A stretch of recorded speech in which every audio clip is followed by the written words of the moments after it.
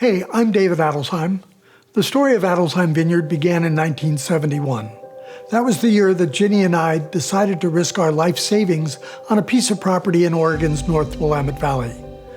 Looking back now, we were one of just 10 families that made wine before 1980 from grapes planted on our properties in that region. To celebrate the 50th anniversary of what became our first vineyard, we wanted to tell our story.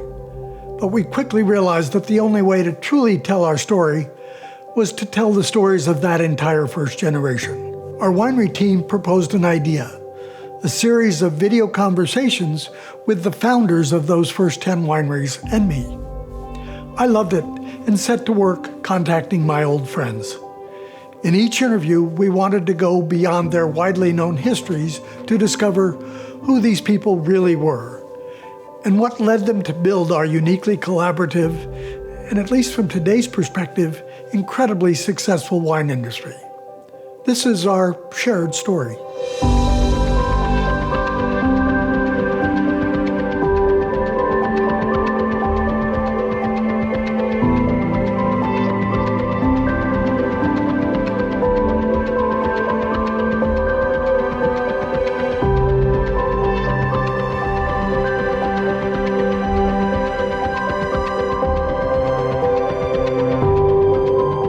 Ron Vuylsteke was working at Tektronix and teaching others to be home winemakers in the late 1960s. Marj was selling wine at WineArt and bringing up their 6 kids. Their friends encouraged them to start making wine commercially. So in 1970, they purchased an old 40 by 120-foot cow barn, which became Knoll Winery. They were making fruit into wine later that summer, and by 1973, they had added wine grapes and became immersed in the growing wine industry. We talked with Ron and Marj at that original property on November 12th, 2020.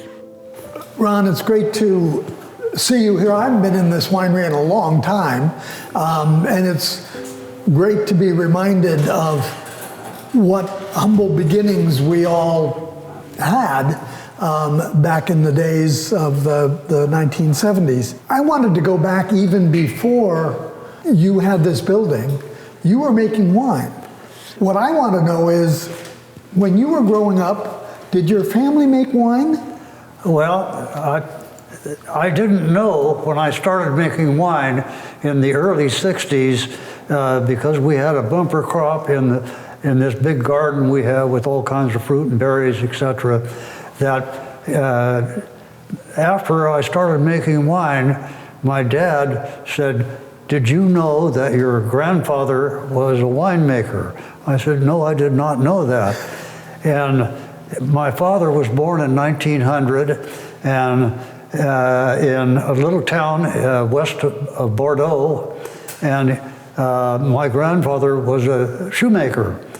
And when my dad was 7 years old in 1907, my grandfather bought 10 hectares of vineyard in Saint-Emilion and became the village winemaker.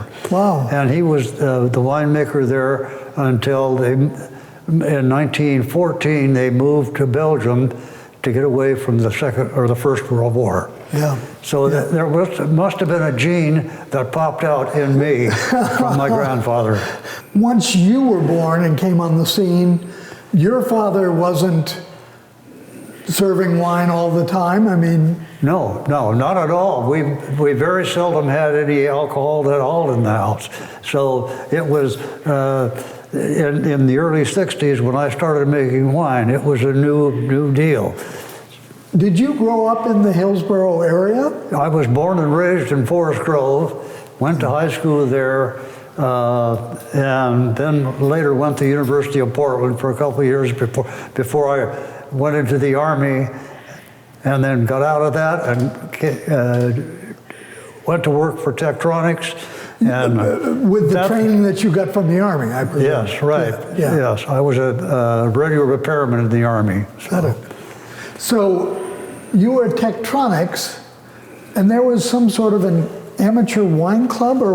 Well, in the early 60s, there was very little amateur winemaking going on, and this couple brought this company called WineArt into Portland, and it was an amateur wine supply house.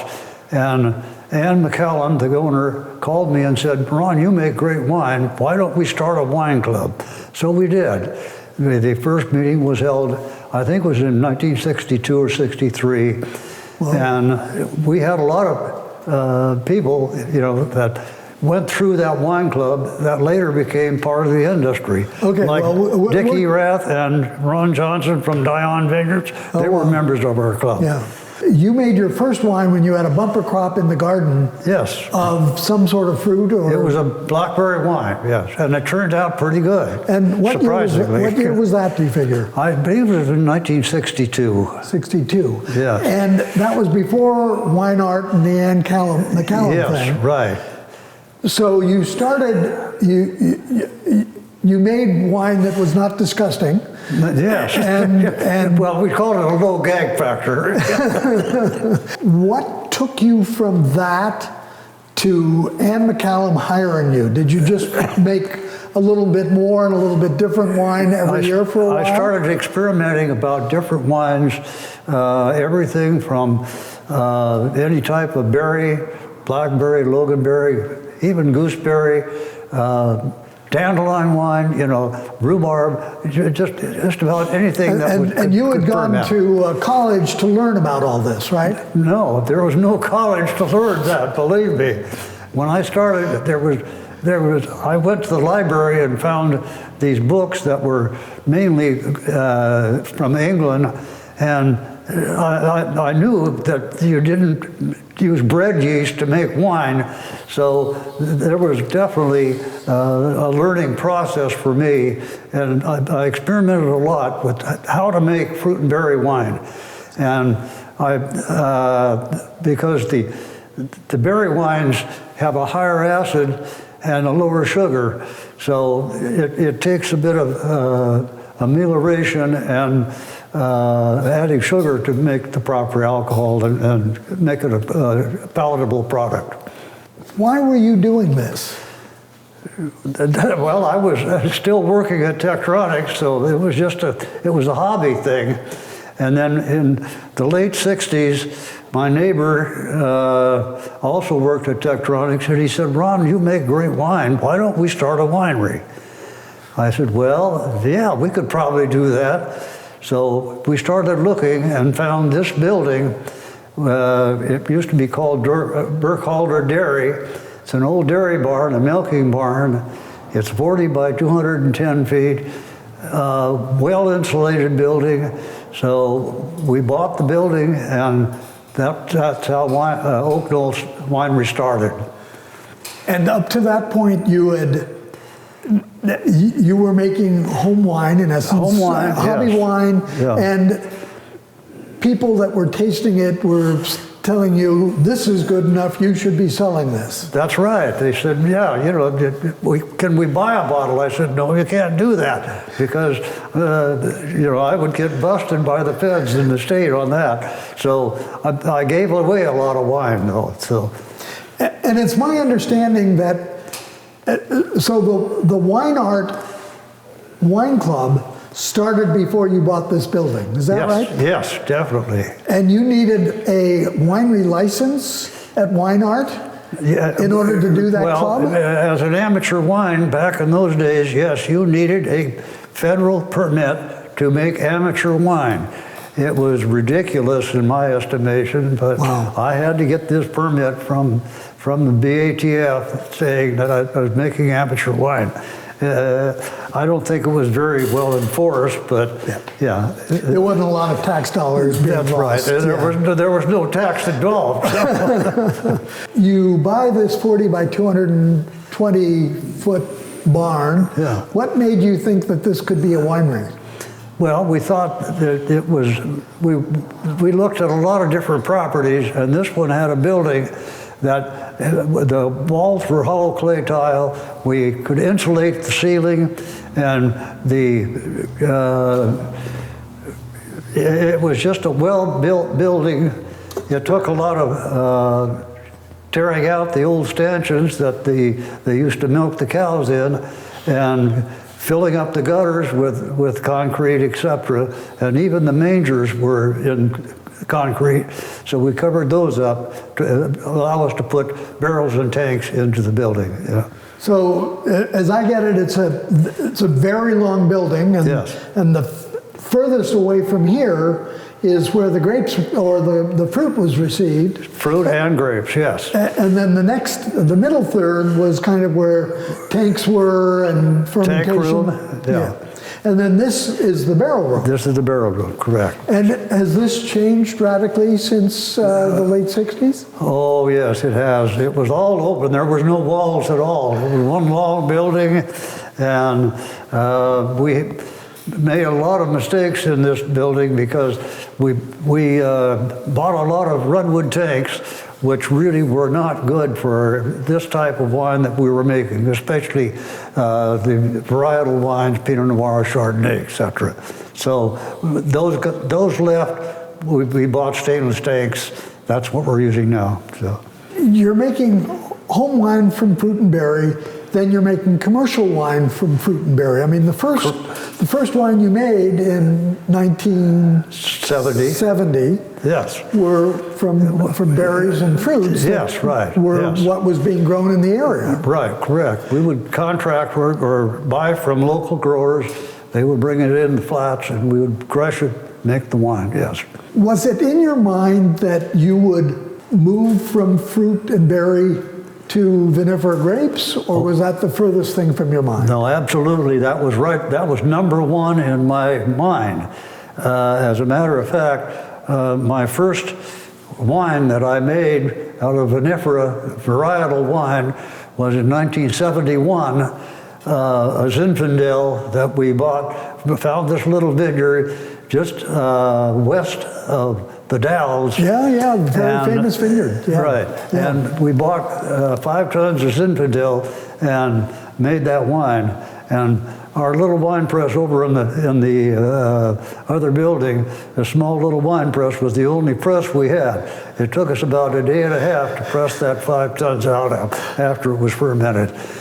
But it turned out pretty good. And just recently, a guy told me, he said, I just enjoyed one of your old wines, a 1971 Zinfandel. And he said, surprisingly, it was very good. I said, wow, that's a really an old one. You knew about wine when you were starting up. I mean, you didn't know just about fruit wine. Yes. Were you and Marj then drinking vinifera wines from various places? Yes, we would enjoy a bottle of wine mainly with meals. And when I started making amateur wine, I was also buying wine, enjoying some of the vinifera wines like Pinot Noir, Cabernet, Chardonnay, Riesling. So we got acquainted with that, and that piqued my interest, I think, in what I wanted to do with a winery, not just make fruit and berry wines, but all types of wine. My total thing was a wine for every palate. So I assume that you bought this place, converted it, and made wine in 1970 without having met any of the other people in the wine industry at that point. That's about it, yes. No, I knew Dick Erath. Because you worked at Tektronix We worked at Tektronix together. Yeah. We spent many coffee breaks talking about making wine. So, and I even helped Dick plant his first vineyard up where he pulled out all those walnut trees, yeah. And at a coffee break up there, or a wine break, or a beer break, I guess it was, planting those vineyards, Dick said, he says, this old walnut orchard, he says, I guess I should call my winery Chateau Walnetto. They're a little levity and all that stuff. So, but we helped a lot of people get started in the industry.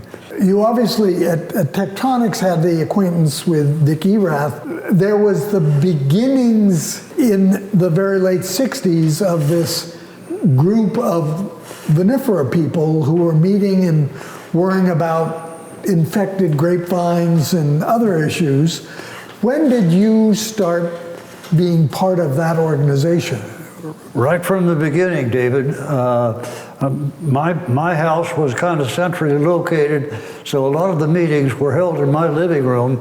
And that was on this property, On right? this property, right, Yeah, yes. And so it was centrally located where we met to decide where we were going with this industry that nobody thought was going to take off at all, as we know. But you know, there was a lot of those early days when we wanted to make sure that Oregon wines, vinifera wines especially, meant something.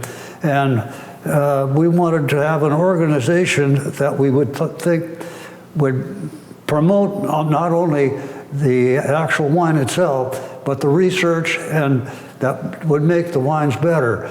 So we wanted to start an organization, but we wanted to call it the Oregon Wine Growers Association, but the people down in south in Roseburg had already taken that name.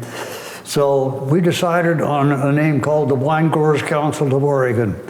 And it was an organization, a professional organization. You had to be either a winery owner, winemaker, or a vineyard owner to even be a member.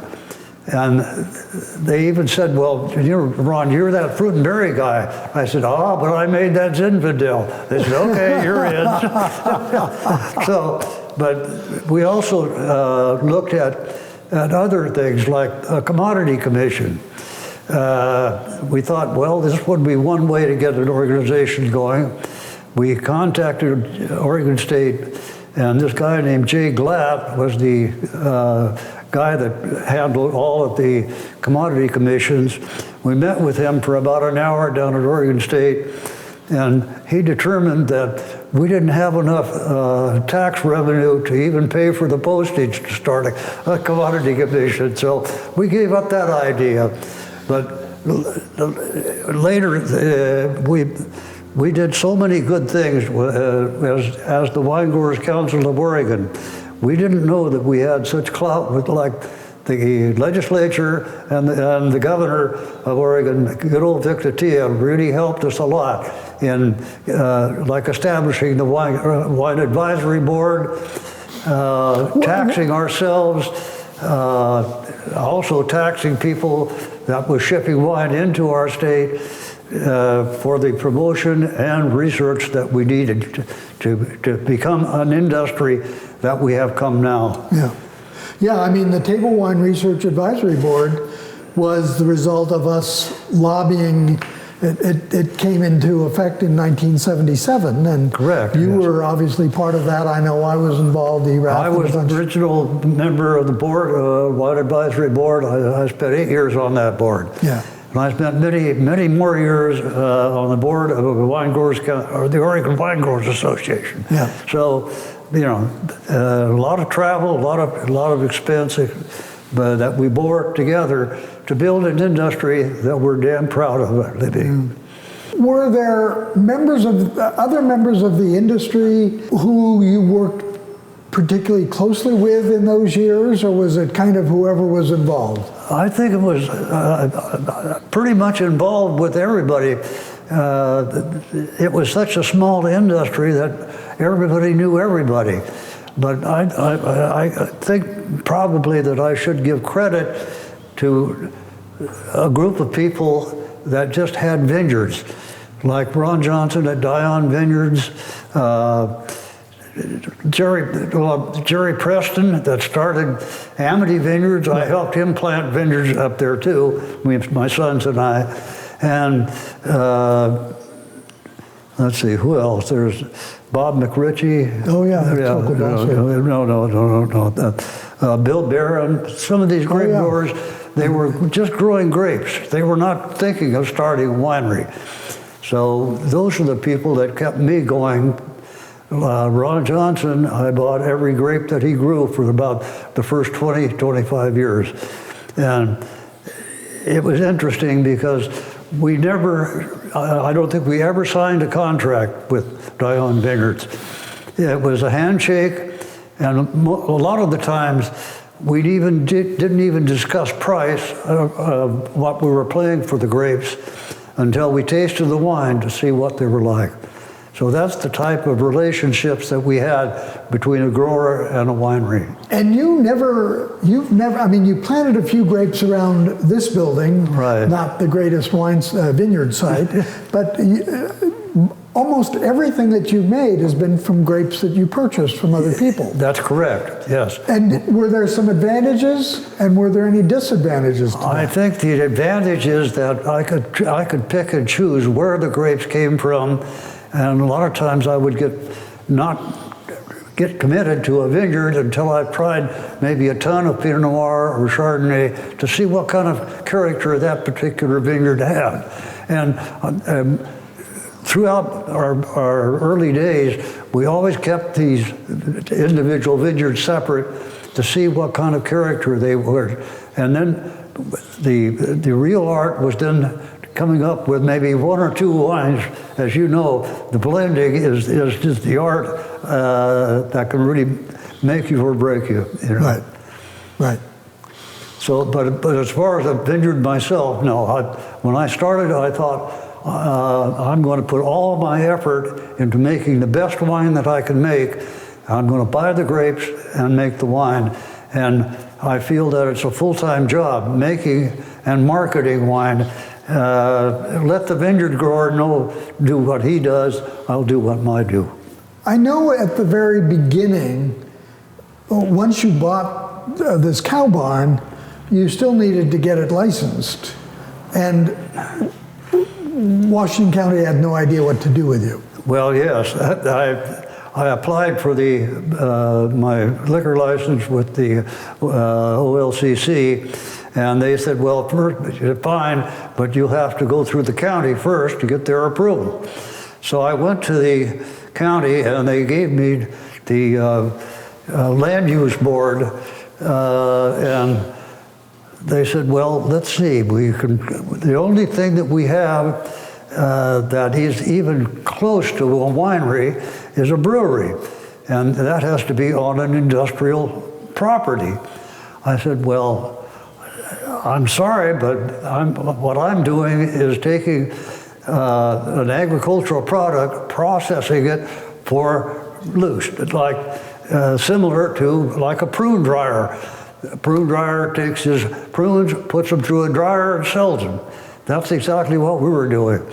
So I requested to go before the Washington County Commissioners and pleaded my case, and they approved giving me a 5-year conditional use permit, which I had to renew every 5 years for about 25 years, till I finally asked them if I could get a permanent, which they allowed. So by then they had a winery license. Yes, and they had a winery license. So I set a precedent in Washington County that a lot of wineries should thank me for. Was part of the original problem that you didn't have grapes here? Because Ponzi didn't have as much trouble as you did, because they were doing their winery at their vineyard. Yes, right. I think that was the main problem, that I was not growing grapes. But it said again, it was like a prune dryer. You could have a prune dryer that's not, you're buying prunes from individuals. They need to sell their product somewhere, and that allows them to. And I also stated that there are vineyards going in right as we speak, when I was talking to the Washington County Commissioners, that are needing a place for their grapes to be processed. And I said, that's me. So they agreed, thank goodness. One of the most intriguing aspects of the Vuylsteke family is you had 6 kids. Yes. And every one of them has ended up working in a winery at one time or another, and a couple of them have been in the business for 30 or 40 years at this point. Correct, yes. Did you extract blood from them, or how did this happen? I mean, there's no other family that's done that. Must have been the genes again from my grandfather, which would have been their great-grandfather. But yes, son Ron Jr. winemaker down at Knoll Vineyards in the Napa Valley. Steve. You worked for my partner, for Eugenia, for a while too, at Boucher. Right, yes. He worked a number of places around Oregon before he took off for California. Son John worked here for many years, got out of the business. Son Steve was president here for a while, and couldn't see eye to eye with his father, so he decided to leave, as things do happen. And he went to work and was the general manager for Dick Erath for a number of years, almost 20 years. And when Dick sold, my son Steve became president of Sake One in Forest Grove. So he's still in the, I guess, wine business. Yeah, he didn't go very far from No, not at all, not at all. So, yes, my sons are definitely, and son Doug spent a lot of time at Rex Hill and also cellar master at Sokol Blosser for a number of years. And when he was at Rex Hill, Lynn Penrash talked to me one time, and she said, thank you for allowing me to work with your son Doug. He sure taught me a lot of how to make Oregon Pinot Noir. Wow. Yeah, that was quite a compliment. You know, we've been talking here, Ron, for a couple of minutes, and my throat is actually pretty dry. Mine is getting that way too, David. Yeah. I could use a little sip of some of that good red stuff there.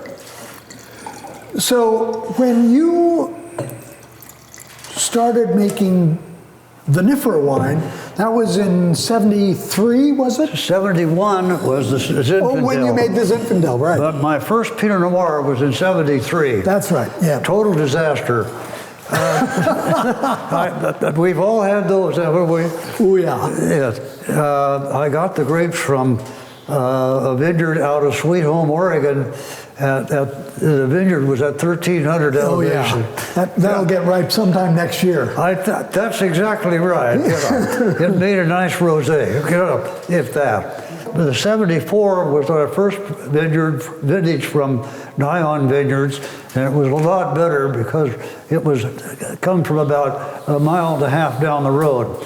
And the 74 and 75, that was before I had a malolactic bug in my winery, so we were looking at getting acids as low as we could. And I remember Ron Johnson bringing in the 75 Pinot. It was 22 sugar and 0.75 acid, almost perfect. And it was made just a perfect wine. And likewise the 76, which we have a bottle right here. Yeah, that was, again, the epitome of what Ron Johnson and I were trying to do. Well, 76 was a really good vintage on top of that. So that's for sure, yes. We had a couple of real nice vintages right in there.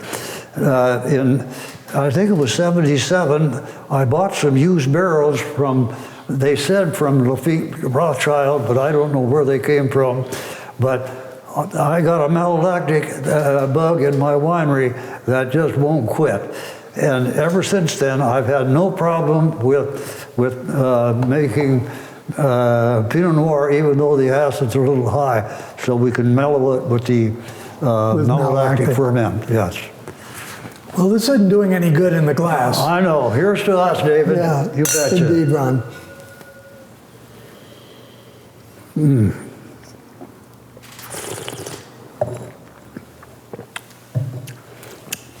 Not too bad. Not indeed. That's lovely. From those early years where we were having to build an industry together, what part of that was critical to the success of Oak Knoll? Was it the marketing work? You can make the best wine in the world, but if nobody buys it, you're in trouble.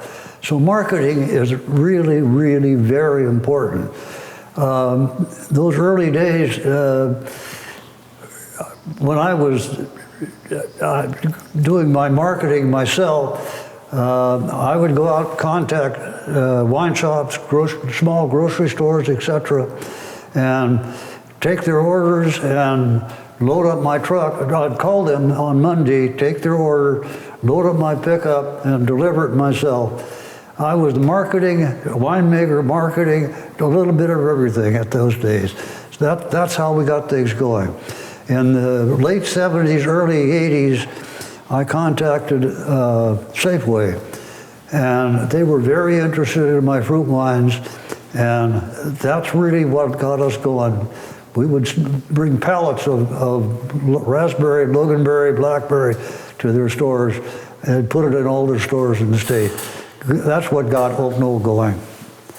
So for a period of time, was it the fruit wines that were supporting your vinifera habit? Absolutely, yes, right. They allowed us to buy barrels, buy grapes, because with fruit wines, there's really no lag time. You make it one day or 1 week or a month and you sell it, where vinifera wine takes a little longer, as we all know, reds especially. Yeah. You know, it's a year and a half, 2 years before you're selling it. So it's an investment. And at that time, the fruit and berry were really keeping us in business, you might say. So in those early years, you were making a lot of fruit and berry wine once you had the contract with Safeway. Yes, right. When did the vinifera wines, the grape wines, exceed the fruit wines? Probably in the late 80s, I would say, you know, when we started getting some, you know, the late 70s, early 80s, we started getting some notoriety about our wines. And one of the things that really kind of made my day was when I got a call from Robert Duran, and he came to my winery, and I did a vertical tasting of my Pinot Noirs from 70, I think it was 79 to 83. He gave me the best compliment a winemaker could ever get. He said, Ron, he said, if I didn't know better, I would be in the cellars of Burgundy tasting these wines. Maybe I had a little bit to do with him coming over here, starting a vineyard and a winery. I think I would like to think that anyhow. You certainly didn't scare him away. No, we did not. No, not at all. No. And he was here with his wife and daughter Veronique, who takes care of the winery here for Robert. Yep. So those are the things that really make your day when you're trying to do something like we are, David, you know. Right. Over the years, the winery has grown, certainly to a level. I know even in the mid-'80s, the wines were being sold around the country. Mm-hmm. The ownership, or not the ownership, the management has evolved as you step back from active duty, if you will. When did that happen? I think it was in the later 80s. Had a little problem with the marital thing with my wife. The wine business is difficult on a lot of marriages, believe me. I maybe know what you're talking about. Working together so closely, it can be real dynamite. So I think it was '88. I turned the presidency over to my son Steve, and he ran the company for about, I think, 17 years before he left and went with ERAF. So that was a little bit of change. Wine in that but period? I was still chairman of the board and winemaker. I oversaw every bit of winemaking, and also hired my cousin, Jeff Herrings. He and my mother were first cousins, so Jeff and I are second cousins. And he came in as a cellar worker, became very interested in winemaking, and he became the assistant winemaker, and he is now the winemaker here at Oak Knoll. Okay. Yeah. When did you really stop having the role of winemaker? About when I retired about 14 years ago. Okay. Yeah. So about I think it was 2006? 2006, Yeah. yes, right. As you look back over what is really a very long period of time, what are the accomplishments of Oak Knoll that you are most proud of? Whoa, boy, there could be quite a list there. Well, good. No, probably one of the highlights of our early days was, I believe it was in 1985 or 86, we entered our raspberry wine and our 83 Pinot Noir Vintage Reserve into the State Fair. We took top prize for both wines. At that time, it was called the Governor's Trophy. Then that was one of the high points. It just made my day, you might say, because again, I've always had that stigma of being the fruit and berry guy, but I think I changed a lot of opinions on that when I took top honors. And that would have been in '86. Was Victor Tia still governor? Did he present you those governor awards? I don't think he actually did it. It was a governor's award, But it was secondary. But that very same tasting or judging, one of the judges was Andrei Chelistchev, the winemaker of Beaulieu Vineyards, one of the premier winemakers of all time, I believe, as far as California is concerned. Yeah. He was one of the judges. He called me the next day because he had to leave and didn't know whose wine it was. He found out and he called me and he said, "Ron," he said, "in searching for the ultimate Pinot Noir for the last 50 years, he said, this one is near the top." What a accolade. Yeah, again, lovely. Made my day. Yeah. So those are things that you remember a lot, you know. The thing that I need to really convey is the cooperation we had in those early days. I remember getting a call, I can't remember the year, but it was right near the end of Crush, and I got a call from Pat Campbell from Elko Vineyards, and she said, "Ron," she said, "my husband Joe's at work," and he said, "I've got this tank of Riesling that it's just, the temperature's going up, my refrigeration system has failed, could you help me?" I said, "You got it." I got in my truck and immediately went up there, got my toolbox and found that it had a blown fuse. I replaced the fuse, got her going. Those are the things that we talk about. Yeah. Or we should talk about, because that was the type of cooperation that we had. And you, David, coming over here and looking at my Kreischer stemmer saying, "Ron, get rid of that must pump. You're chewing up seeds." Those are the things that what we were trying to do was help each other make the best wines, because if there's a bad wine out there, it's going to reflect on the old industry. Well, and frankly, nobody was making so much wine that we weren't each other's competitors. There was no competition, right? Yeah. That's exactly right. Yeah.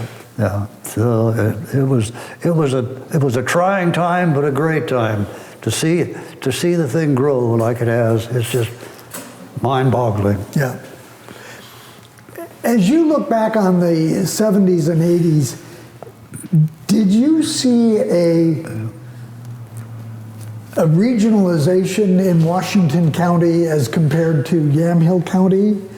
Were there meetings of Washington County wineries without the Yamhill County people, or was it so small that we always mixed? I don't think there was any real schism between the two counties. The Yamhill County Association really didn't fit it to a lot of people in Washington County, so they didn't join that type of organization. That was the only thing that I could see. Yeah, and it took them a while for the Yamhill County Wine Growers, or whatever it was called, to become the Willamette Valley. Right, when it made sense. Yeah, right, agreed. Yeah. But the Washington County, I think, kind of congealed because I think it was a lot because the Washington County Wives Association did a lot for promoting just Washington County rather than a regional type thing, so, which was a good thing. So. Yeah, yeah. Well, I'd like to thank you for taking a cold afternoon to talk with us in this amazing old building that has so much history behind it. It sure does. After 50 years of winemaking in this building, you know, it's still going, you know. We're still making wine, selling a little, you know. Competition is, as you know, really tough out there nowadays with all the new wineries in. But I think to end this, David, I think you and I had no idea what type of things that we had started when, I think 5 guys, there was you, myself, Dick Erath, Dick Ponzi, and Dave Lett. We got to add Chuck Corey in there too, because he was part of that original group. Yep. That really started this whole North Willamette thing that became Oregon wine. Yeah, I think that sums it up pretty well. Certainly, it's hard to point out who was more important, who was less important, because we were all, it was kind of moving. I mean, on land use, Bill Blosser was important, and on technical things, Chuck Corey often led the charge, and so. No, it was a unified thing between like 5 or 6 guys that really unified and made what we have today with the legislation, with the rules about labeling, all these things really added up to be what we have today and passed on to not our children, but you know, what Oregon wine is today. Yeah, yeah. One of my grape growers, Bill Barron, decided to make his own wine. And so he crushed his first Pinot Noir and aged it in French oak barrels like he should have, done a great job. He bottled it, and he brought a bottle down here, and he said, Ron, he said, something's wrong with this wine. We opened it up, and I tasted it, and I go, whoa, I think we got a little H2S in there. I got a penny out of my pocket and dropped it in the glass and swirled it around. I said, here, Bill, smell that. He said, oh my God, that went right. Whoa. The magic of putting a penny in a glass of wine. Yeah, right. So I told him about Blue Finding, and he did that, saved that vintage. That's how we cooperate back in those days. Yeah, I mean, you bring up a really good point about people helping each other. I mean, in my early days, my winemaking teacher was Bob McRitchie at Sokol Blosser, because he was the one with the PhD in microbiology and knew what he was doing, and I had no idea. Yeah. So, yeah. And I'm sure that you served that function because you had so many years of practical winemaking under your belt. That's exactly it. I had nobody like you had Bob McRitchie. I had nobody. Yeah. You know, well, Dick Erath but he was an amateur winemaker too. Yeah, I mean, he was not ahead of you. No, not at all. Another little thing that happened that kind of made my day was being known as that fruit and berry guy. I developed a lot of interesting ideas about sugar to acid balance in wines. And I played that really good in my berry wines because the acid is high, and if you're going to dilute it out with water, you'll lose all the flavor. So I would leave the acid high and then balance that with the sugar or sweetness, and it really brought out some of the characters of those fruit and berry wines. But I was asked after bringing a few of those berry wines down to the Napa Valley and letting a few people taste them, they thought, my God, these are just perfect, super wines. And the extension agent at UC Davis asked me if I'd give a seminar on berry wines. So I did. I gave it about an hour seminar, and there were a lot of the high-end California winemakers there. So it was kind of interesting to see that their interest in something like that. Yeah. So. I mean, you told me on the phone recently that making fruit or berry wine is a completely different process than making wine from grapes. It's completely different technology, like look at the structure of a raspberry or a blackberry. There's very little juice, but lots of seeds. If you ferment that on those seeds, you're going to get a lot of tannins out of there. So what I've learned is that to extract the juice, it's almost impossible just to crush and press it. But if you freeze the fruit, it breaks the cellular structure and allows the juice to just flow.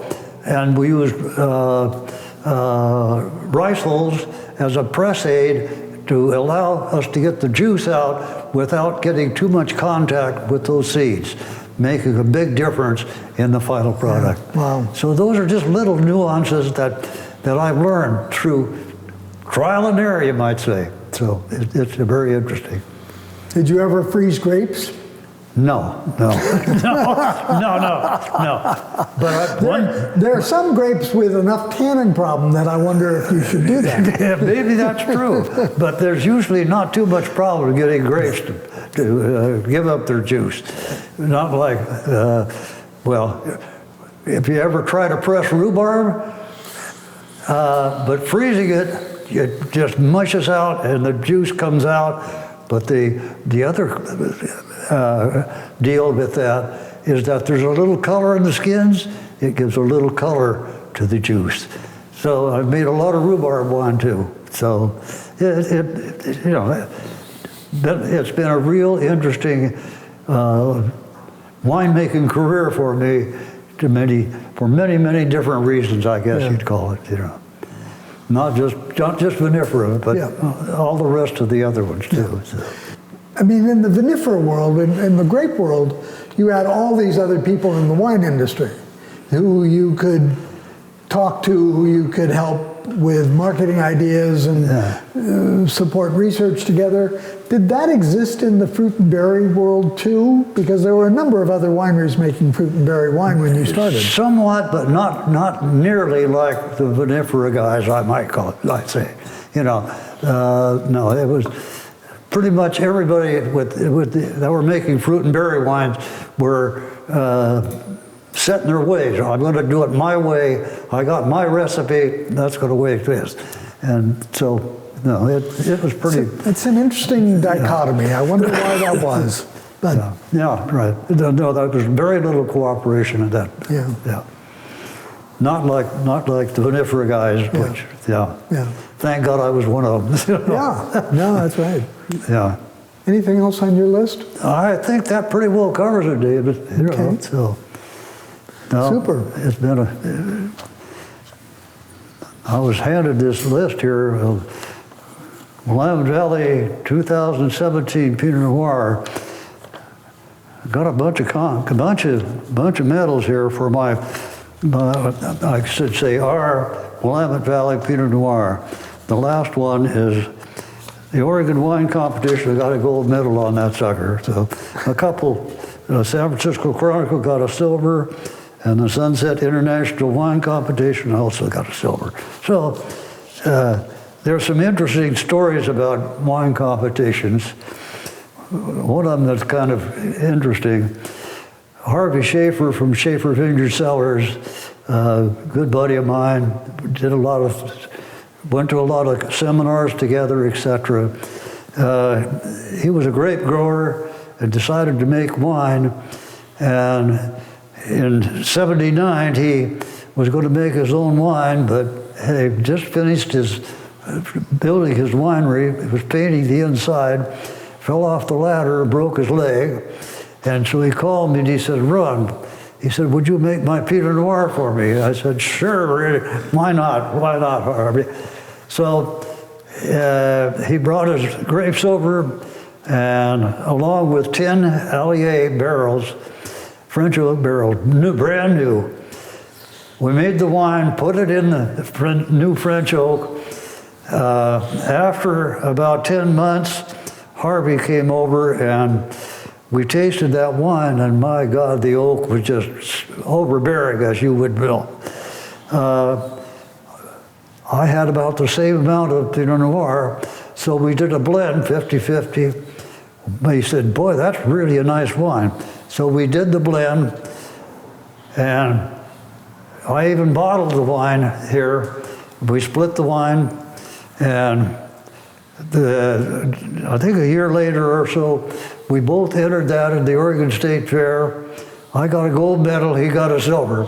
The exact same wine. So you can believe in judging if you want. But yeah, those judges know exactly what they're doing. Harvey was not pleased. Yeah, I bet he was not happy about that. No, it's crazy. But anyhow, those are things you just never forget, that's for sure. Yeah. Well, I'm going to drink to that. You betcha. I'll drink to that too, David. Thank you, Ron. Marj, thanks so much for coming in today and doing this with us. What I'm trying to figure out about Oak Knoll and about you is, how did it happen? I mean, the story of Oak Knoll is not like most of the other wineries. No. Ron grew up in Forest Grove. Where did you grow up? Tillamook. In Tillamook. Land of trees, cheese, ocean breeze, and water up to your knees. When you were growing up in Tillamook, did your family drink wine? No, they didn't. No wine at all then. When I went to college, I went to Merrillhurst. I had my first introduction to wine, but it was more or less the sweeter type. Yeah. And then got married, and my children, 6 of them, came so fast. 6 children in a period of 7 years, so I was super, I don't want to even do that now. Super busy mother. So anyhow, how I became acquainted was with purchasing. Ron was involved in Tektronix with a group that would get wine from Europe, a wine club, and so we would get wine there and taste it. And then, and would this group taste together? No. Everybody got wine. They would have this list, and then you'd pick out what wine you wanted, and maybe 3 months later, 6 months later, the shipment would come in. Got it. So that was really my introduction to wine. And particularly from Europe. From Europe, yes. It was from all over. It wasn't just one country. Right. There was a group over, I think it was in Guernsey or somewhere over there, and they would be the ones that would get the list of wines available for us to pick the wines we wanted in the right price range and variety. So that's kind of how that went. But how we ourselves got involved in it, as I said, I had 6 children, and so I did a lot of canning, freezing, jam, jelly, relish, you name it. And so one day I said to Ron, "Why don't we make some wine?" And he looked at me like, "Wine? You kidding?" And I said, "Yes," because I figured when you do so much home preservation of fruits, berries, and stuff, wine was the next step. And so he says, "Oh, okay." So I combed about, I don't know how many different sources trying to get a recipe to make wine. This was back in the mid-'60s, and there just wasn't that much information. Everything that was an old English book or something. And but we did go to Jack and Ann McCallum at WineArt in Portland, and that was our first introduction with books and how to do it. The Amateur Wine Club started up in 1967 and 68 there, and we would meet at everybody's house once a month and compare stories. And I mean, like Dickie Rath was at one time involved, and well, Joe Coulombe, that has of course passed, he was involved, and there were a lot of them, and that wine club grew and grew. And then when we started the winery here, it met here every month, because it got so big that nobody's house could handle it. Then I think I must have had a premonition or something. So a year ago, I told them it was just time for them to find another meeting place. And They were meeting up until a year ago here? well, they're still meeting, but not here. Yeah. Yeah, they have a different, Aloha Grange Hall, I think is where they're meeting now. Wow. But no, they met here for 50 years, Oh my God. or 49. You were actually working for WineArt at one Yes, point, right? after we started making wine, Jack and Ann McCallum approached me and said, Marge, we want to open up a satellite store in Beaverton. Would you run it for us? And so I said, well, I guess, because I was really interested in the industry. And so that's how it came to be. And so until we really got going here, I ran it for a couple of years, and then, like I said, with 6 children and starting a winery and a few other things, I just told them it was too much.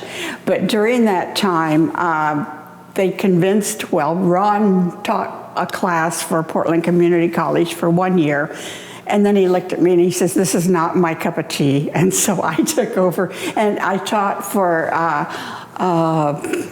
a couple of years. And was that wine making or wine appreciation? Wine making, beginning, amateur, very beginning, because I don't claim to have the knowledge to go more than just the beginning.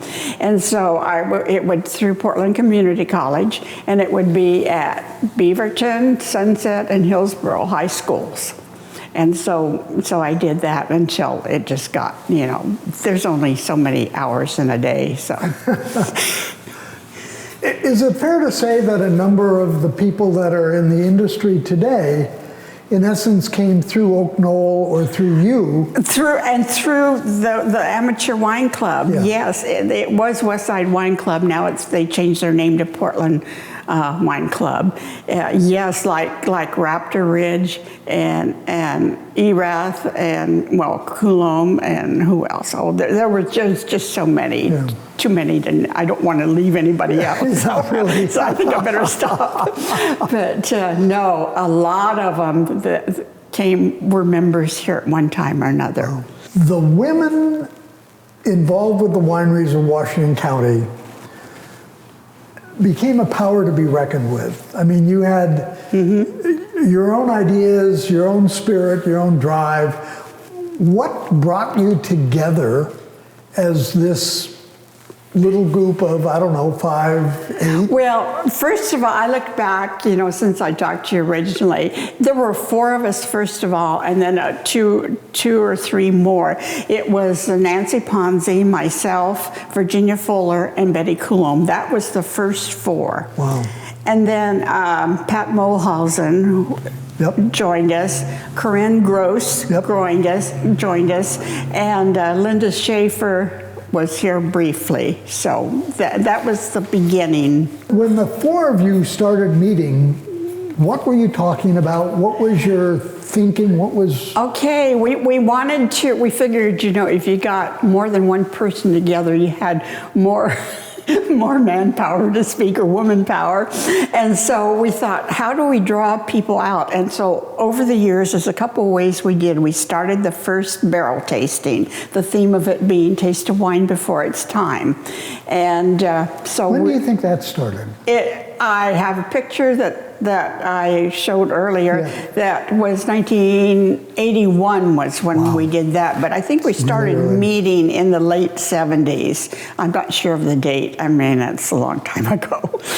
So anyhow, we did the barrel tasting, and then we thought, we want to bring people together. So we'll do Thanksgiving holiday and a Memorial Day and things like that to bring people in. Christmas. So we did Passport to Wine Country, which has been used the name time and time again.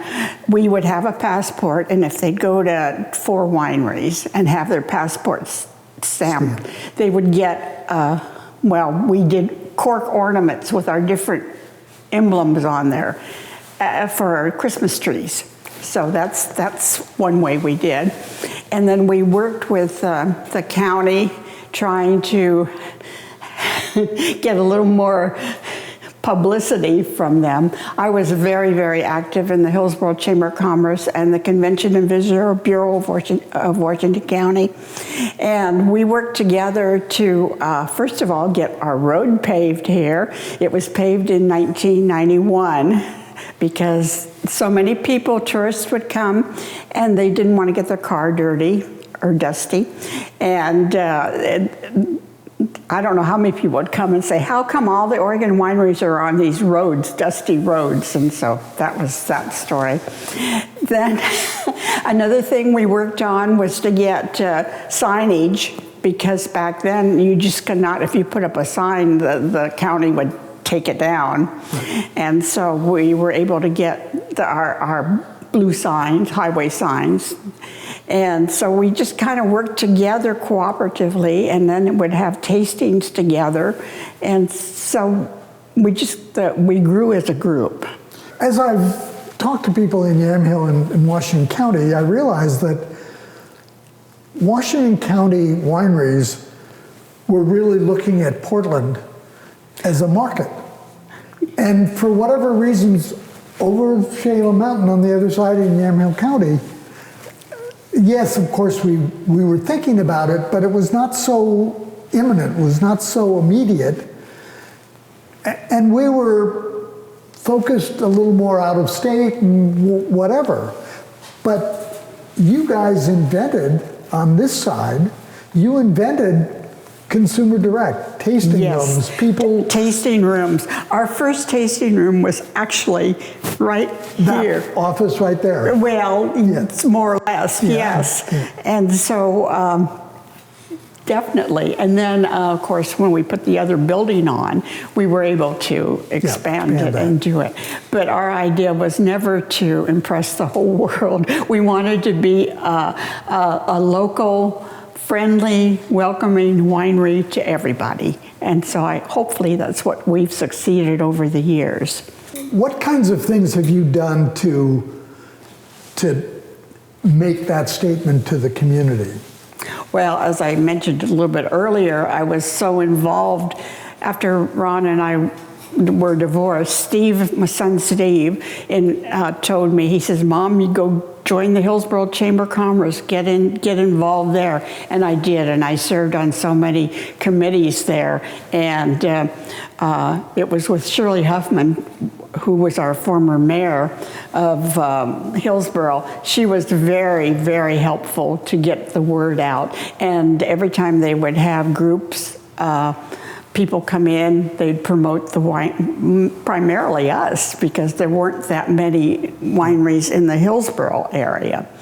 And so that helped a lot. And then I was asked to join the visitor committee as a board member, and that even went wider spread because it encompassed a lot larger area. So I mean, I think with them backing me, it really helped tremendously. And you have to be part of your community. You just can't.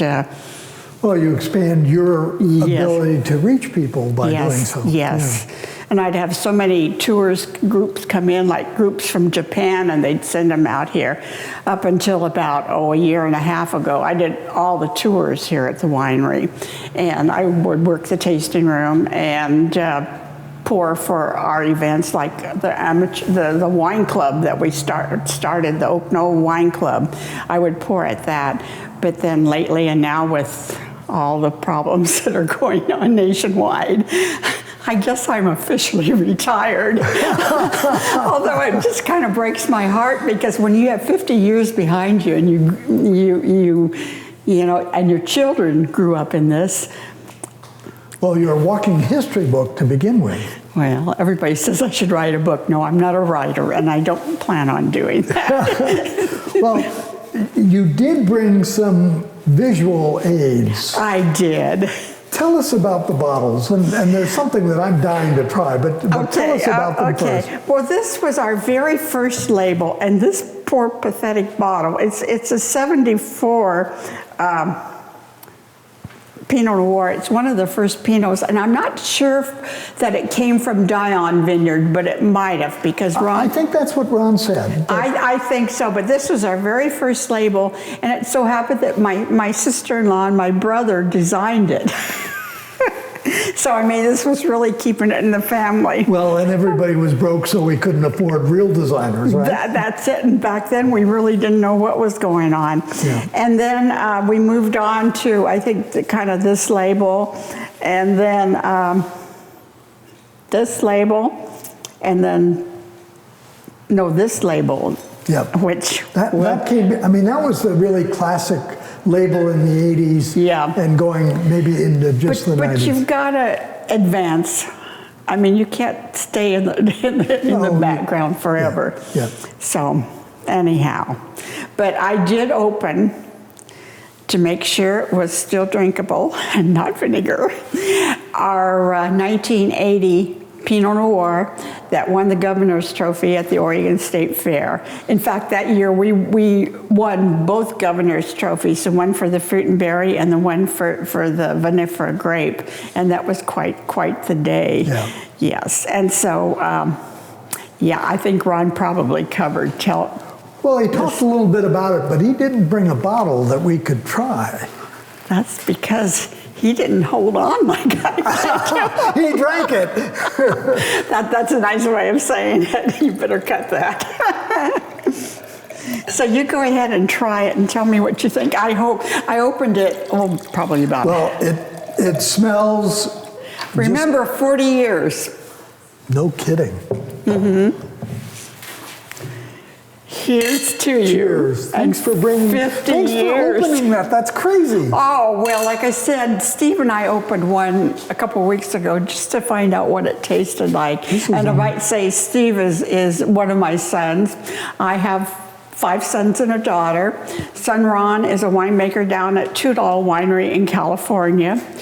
John at one time was here. Now he's doing other things. Steve is president and CEO of Sake One in Forest Grove. And was the president here for a big long time, He was too. president here, yes. And then Dickie Rath wooed him away. And then when he went when San Michel bought out then he went on. You know, he had to move on. This is in great shape. Good. It's amazing. Anyhow, 40 years old. Then moving on, son Tom was one time here, and then Doug is now officially winemaker at Wine by Joe over in Dundee. And my daughter Sarah, she did all sorts of stuff here, but now she's not involved at all. Yeah. So we know that these kids did all this stuff with your winery and other wineries. Yes. What did you do? Is it genes, or did you just force them into No, had a lot of servitude, or? love and patience.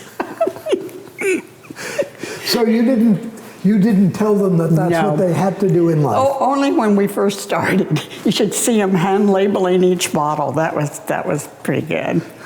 And it's so funny. My daughter was just starting first grade when we started the winery, and because she's the youngest of the 6. And prior to that, when we were making amateur wine and stuff, she would see the labels, and then we'd go to the store and she'd say, "Daddy's labels." So anyhow, but they were introduced from a young age because my 2 older were just in middle school, and so. Yeah. They had a life before you had a winery, but not much of one. One thing, after we started the winery, they were never bored, and they never said there's nothing to do. Yeah, they probably quickly learned that was not a good idea. That's true. So anyhow, I'm going to take a taste here.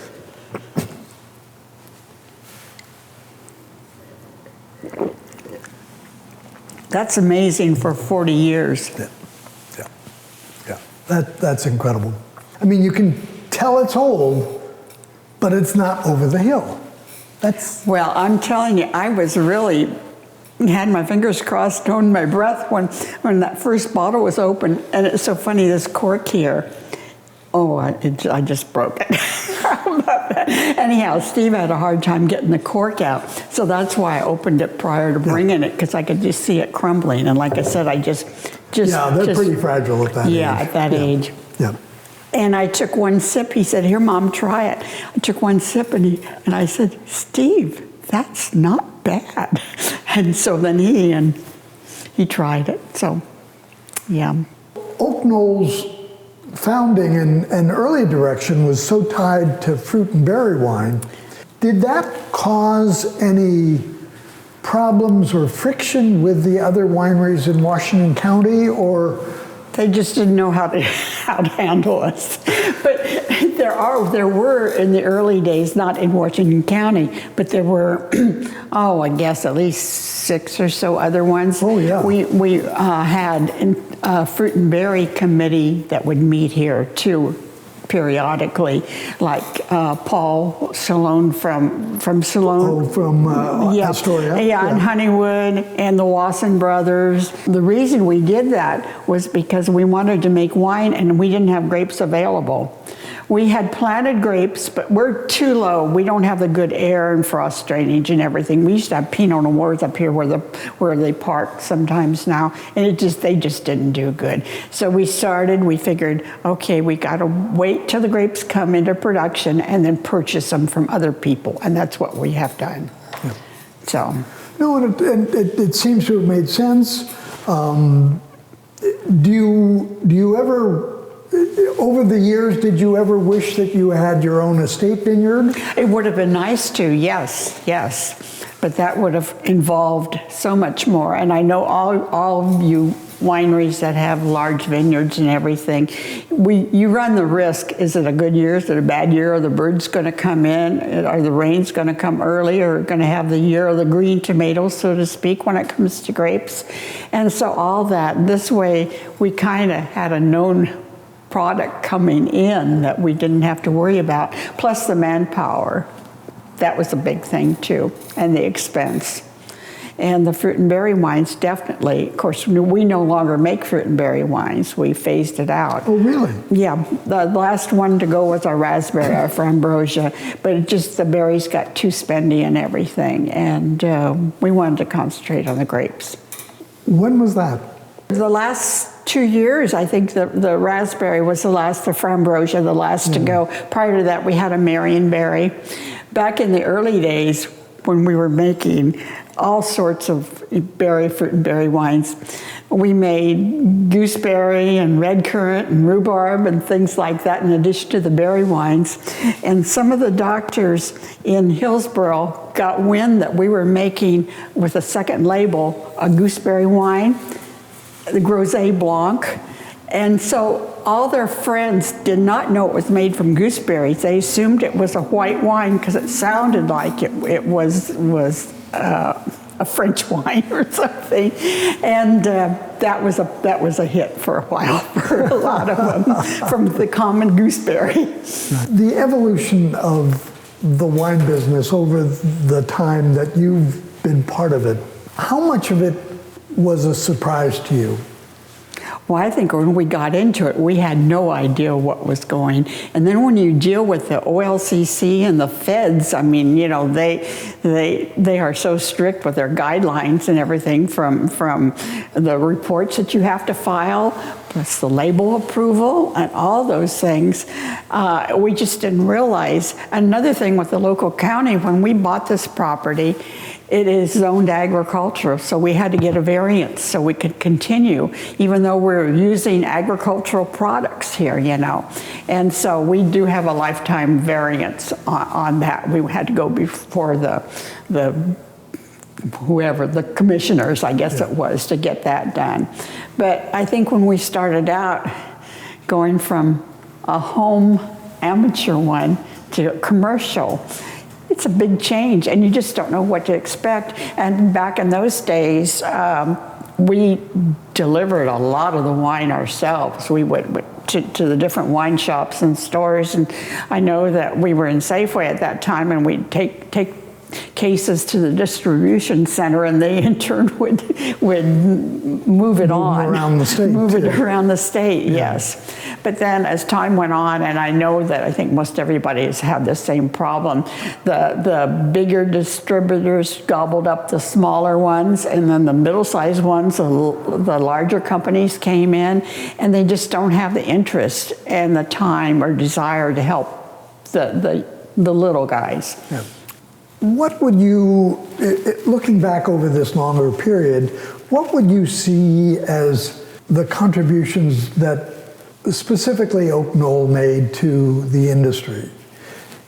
I mean, a lot of what we all did was together, and that we can point to that, but because you're such a unique winery, and particularly in the early days, you were so unique, yes. so unique.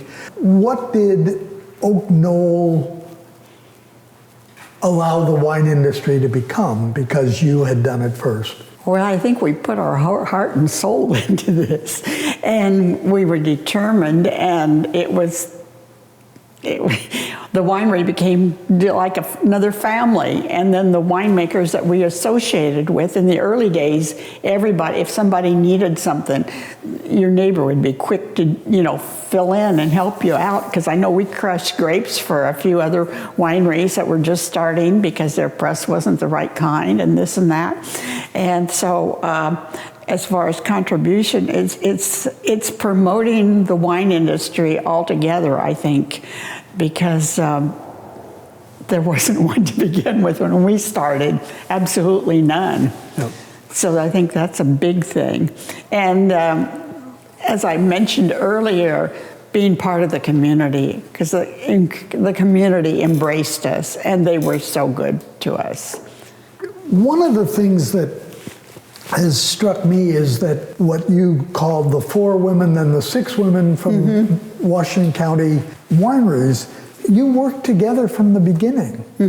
Why did you join together? Why didn't you individually sell your wines, market your wines? That's a good question. I think we thought that the more of us, the more clout we had. And we would meet in my living room once a month, until as time went on, it got bigger. Yeah. And then the gentlemen in the wine industry decided it was their turn to jump in, and it grew and encompassed a wider area.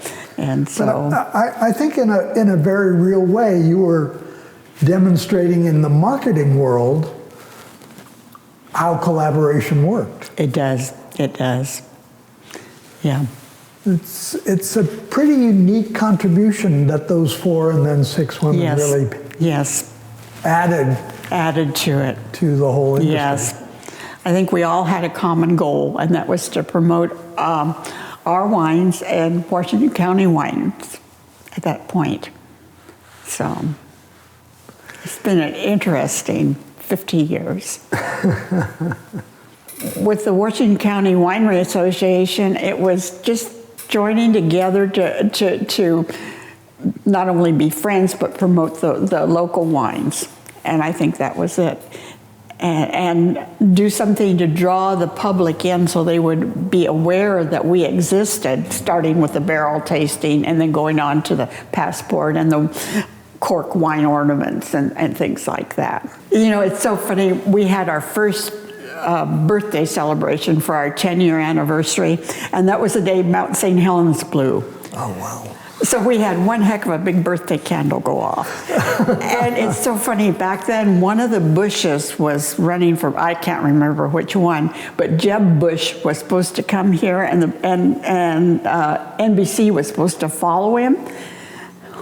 All the press went to the mountain, but Jeb Bush did come here, and I gave him a tour right through the winery here. I do remember that. That's the only thing from our 10-year anniversary. That's pretty funny. Yeah, so, yes. I don't actually know when I first met the two of you. I remember going to your old place and tasting, but gee, I can't put years with it. They sort of all go together. They really do.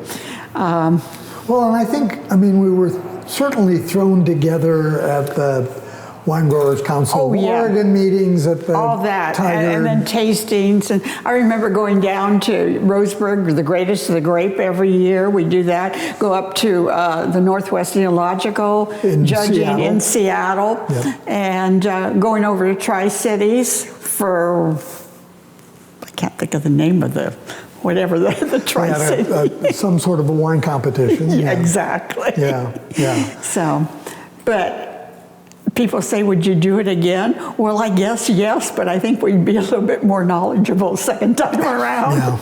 But well, in a certain sense, you have to wonder if any of us would have done it if we were more knowledgeable. That's right. It'd be scary. Yeah.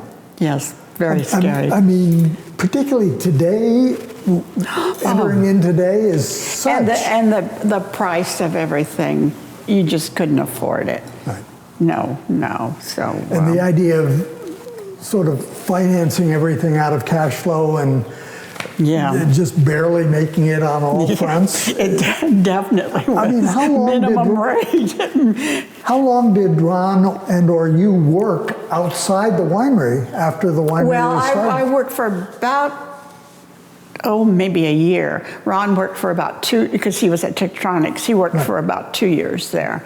And it's so funny because we'd get stuff in, and of course we had to completely redo the building and all that. I don't know if he covered that. No, not much. But it had an old milk dairy barn, and it had stanchions and milk lines and vacuum lines and everything. We had to fill in the gutters and clean and everything. And then I would be receiving fruit when he was at work. It would be at night because he went on to swing shift toward the end, so he could work here during the daytime. And I was thinking, I didn't know all my neighbors that well. I wondered what the heck was going on. But so he worked a couple years after that, and then, like I said, we did our own distribution pretty much in the early years, and then it sounds like even to Safeway for a while. Yeah.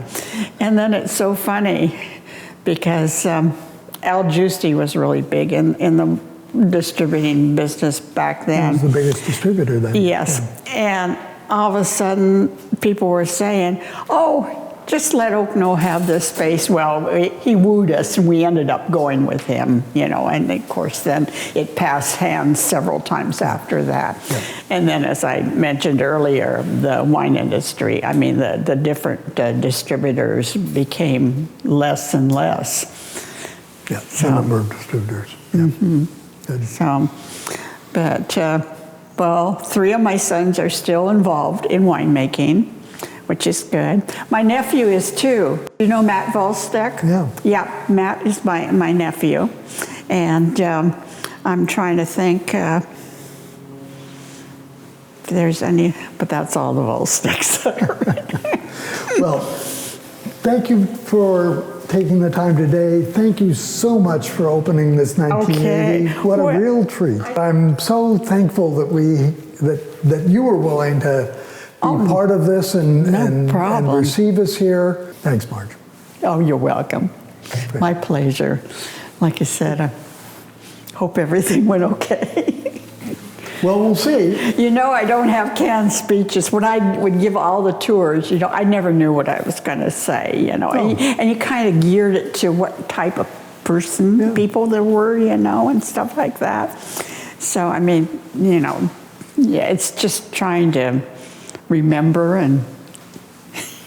Well, I mean, since so much of Knoll was you. Yeah, I guess, It's. Kind of opening your mouth was revelatory. Yeah. The early days, it was really scary, too. I remember Dan LeGrand from Channel 8 came out to interview me, and he stuck the mic in front of me, and of course, you know, naive and younger. Well, it started as a hobby, and my kids never let me forget that. So I hope I've progressed.